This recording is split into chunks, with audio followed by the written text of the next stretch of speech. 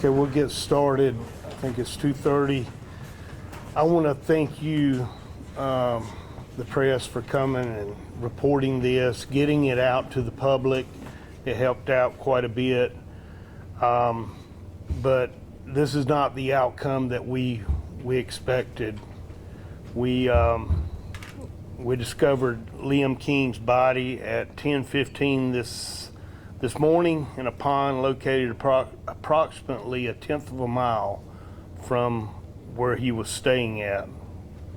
The body's going to be sent to Chapel Hill medical examiner's office to be examined and to determine cause of death. And I want to thank the community for their outpouring of support, meals, water. We couldn't ask for any better support from the neighbors and citizens down in that area, the businesses in southern Randolph County that supported us. The number of volunteers that showed up that were experienced in search and rescue. We had them all the way from New Hanover County. And, you know, that's what it's all about, sheriffs helping sheriffs in a time of need. And I wish we had positive information to give you, but hopefully we can learn something from this and be better next time. Our goal was to find him alive, and we did not achieve that goal. I want to thank all the people behind me that spent most of the last 50 hours working either at the airport or at our command bus on Forest Hills Drive. I will open it up for any questions that you may have. Sheriff, we saw you pretty emotional over there. Can you speak to that? Anytime you deal with a child, you know, you become somewhat emotional. You know, we all have kids. I've got grandkids, and you put yourself in that position. And you know, this child had a life to live, and it was taken away from him. And I know he's in a much better place now, though. Is there any sort of reason to believe there was any foul play involved in this, or is it confirmed that he did run away? We're in the process of investigating that at the present time. We're not going to rule it out. We're going to check and make sure that everything's good with the body, and the medical examiner will do a thorough investigation and examination of Liam's body. And around how long? It will take several weeks. What was he doing at that house? I know you had mentioned yesterday that he was visiting somebody. Can you give us any more information on that? Who was he visiting? Liam was with his mother's boyfriend at the time, and the boyfriend actually lived at that residence, and he was overseeing the child during that period when he disappeared. Was he alone? Was the mom there too, or was he alone? No, the mom was at another location. Who found him and what time exactly was he discovered? The body was found approximately 10:18 this morning a.m. by Brunswick County Search and Rescue. Can you confirm if Liam was found in the same pond that you were talking about yesterday that you guys were working to drain? No, this was a different pond. The first pond was a priority for us due to the location of it. It was on the property, or or closest to the property where he was at. And it gave us a flag, red flag, that he could possibly be in that pond. After searching it, draining it, we moved on to the next pond. How many miles away was that from? It was approximately 1/10 of a mile away from the residence. Was that an area he frequented with his family, friends? He had been there a couple times. And can you explain to us, just for people who don't know this area, just how many ponds are in that little area? We, we're a farming community here in Randolph County, and, there's ponds that I never knew existed in that area until we started walking, and you would find ponds located here and there. Looking at GIS, it gives you a better understanding of just how many farm ponds are in Randolph County. Quite a few. And hearing just from some people in the community who were saying that they were frustrated that they weren't able to go out and help search, can you just help us inform our viewers of why it was so important that it was law enforcement led? As I stated in the last press conference, the best thing they could do to help the citizens was to check their own property in that area. And, this limb was found on someone else's property. We did not want people that were not trained to come in and tamper with evidence, even disrupt evidence that could be used for further investigation down the road if we needed it. And that would, you've got people that are untrained that don't know really what to look for. And that's why we had trained individuals go out initially and look at all the possible places he could possibly be. What kind of evidence were you looking for? Anything in this type case, from clothing, lost shoe, just any indication of the direction in which he may have been traveling. I know we're still early in this investigation, but could we expect charges against the boyfriend? We will have to, we're at the very beginning of the investigation, and we will have to look at everything, take all the evidence for the district attorney, and go from there. It's too early to say. There's a program called Project Lifesaver that's implemented in Wake County. It provides bracelets to kids who have cognitive impairments for a place to be able to track them. Is that something you guys could possibly implement in the future, or plan to implement something like that in case this does occur in the future?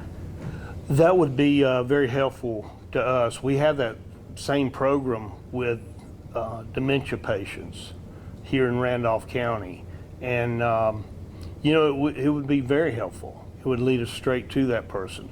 And Liam was not subject to doing this, on a consistent basis. So I don't know if he would be eligible or, I guess, warranted to have a bracelet. I could see where if a child does that quite often, it would help us quite a bit in finding, locating that person. And how would you go about implementing a program like that in the future? We would look at it. The first thing is knowledge. I want to get someone to come in and talk to us about. I learned a lot, and we all learned a lot about dealing with the cognitive decline, the person who we think is slow, but they're really not slow.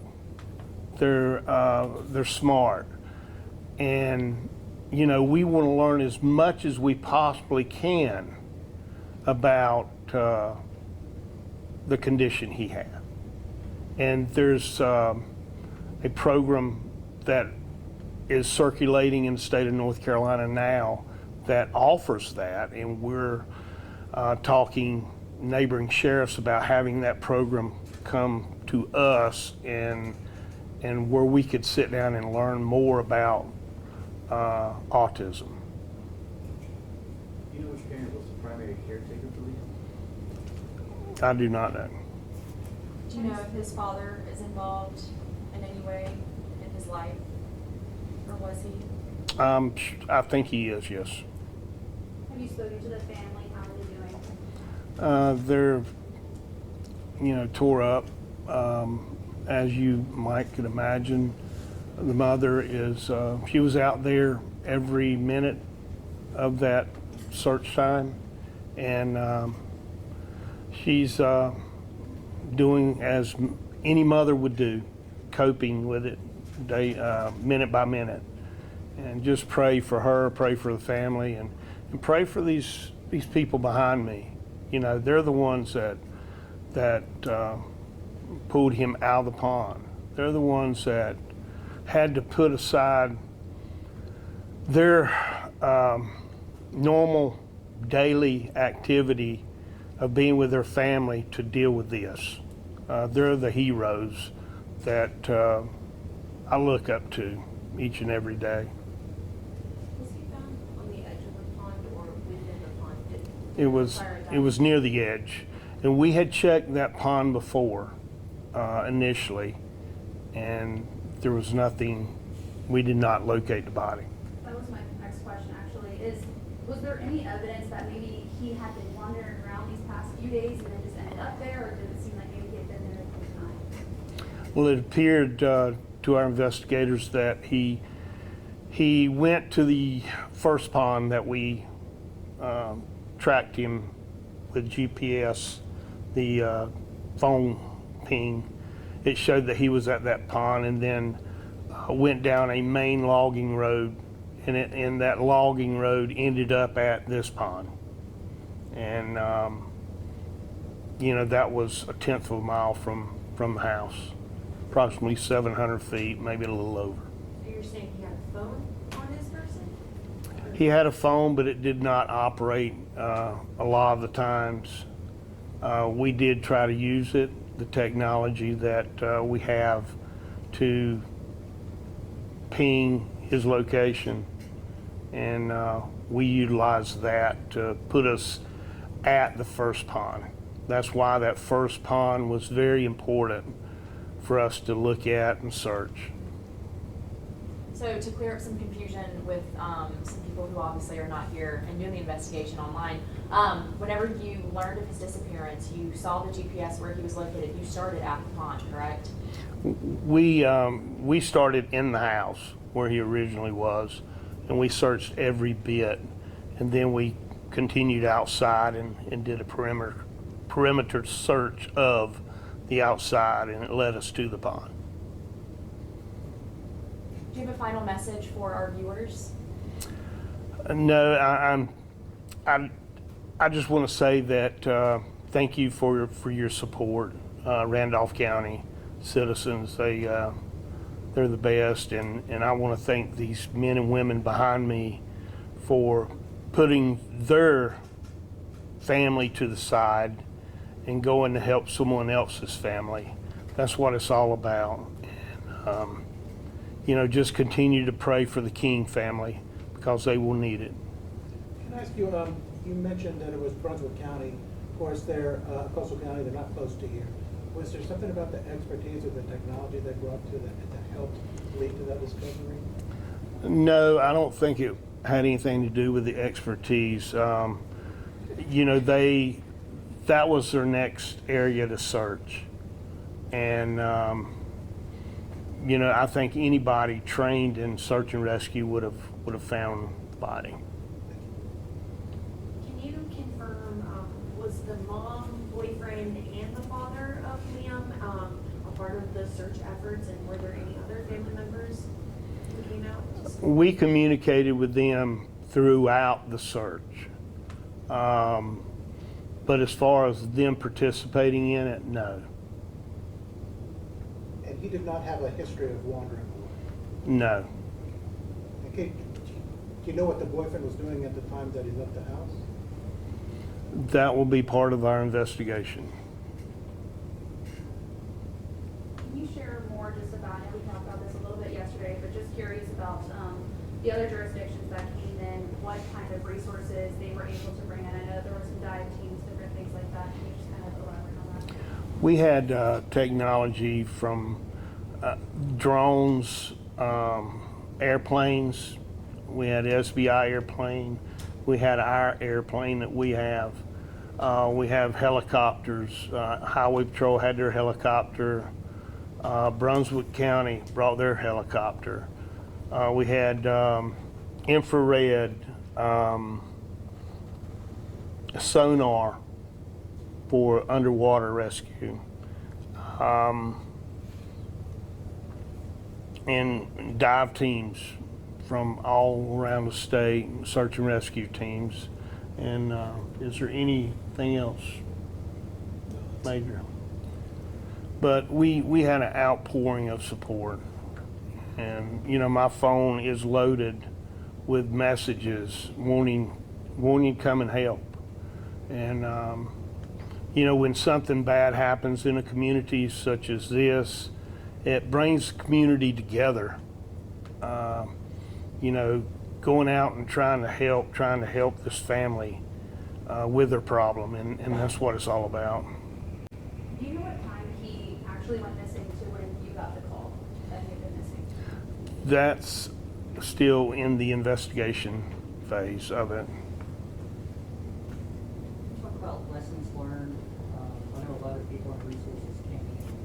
What, throughout this experience, do you think the sheriff's department learned? Like, was there any equipment that you think would have benefited in your search that like to get any equipment to get more, just like in general for search and rescue? What did you learn? Well, Scott, the first thing is phone service in that area. We had none. And we had to get with emergency operations, state emergency management, and they helped us with the system that is used. We used out west some time ago for phone service. We're in the process of purchasing that here, I think, with Randolph County Emergency Management. We just haven't received it yet. So we acted with, I guess, the best way we could with the phone service being the way it was, and we quickly got it up and working much quicker than I thought we would. And but working with the state and federal folks, they said we did a great job.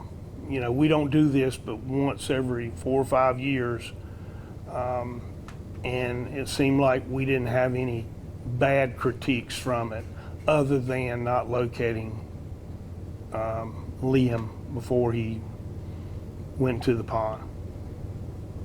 State resources, was that FirstNet that you were you were referring to? It was FirstNet, Starlink, Starlink. and Verizon. Did your Viper resources work out? Did you bring up any Viper interoperability to help with that? We did, but I think Captain Grady can probably speak to that better.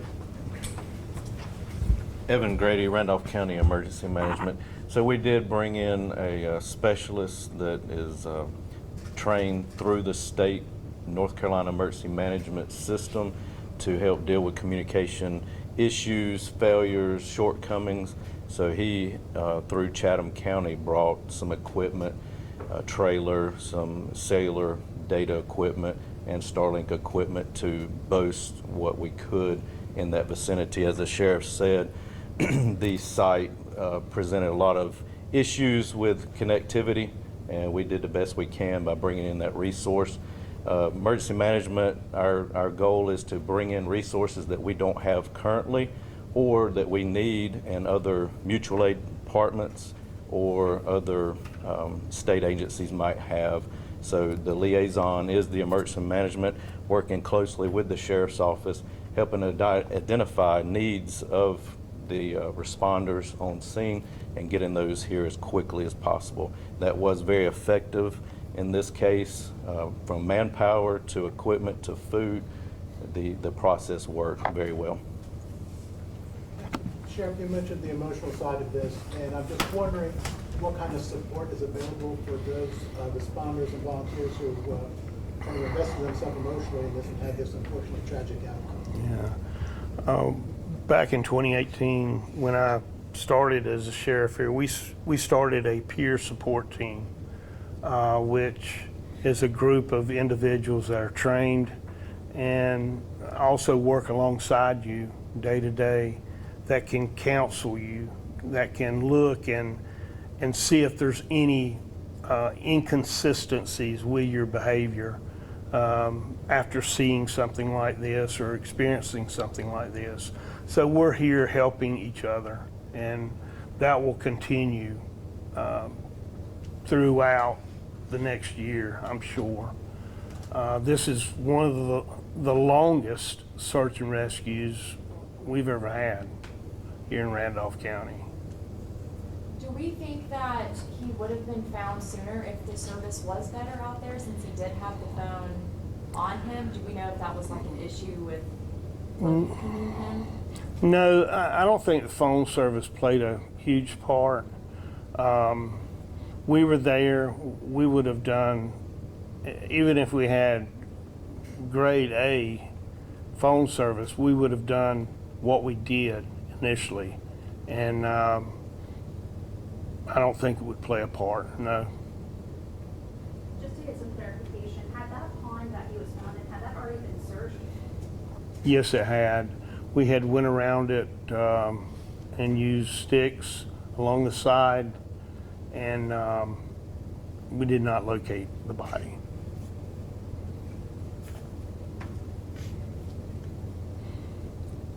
Any other questions? I want to thank you personally. I know y'all spend a lot of time down there. I appreciate it, and anytime you deal with the death of a child, you've got to handle it very tactfully, and you guys and girls did a great job doing that. So thank you.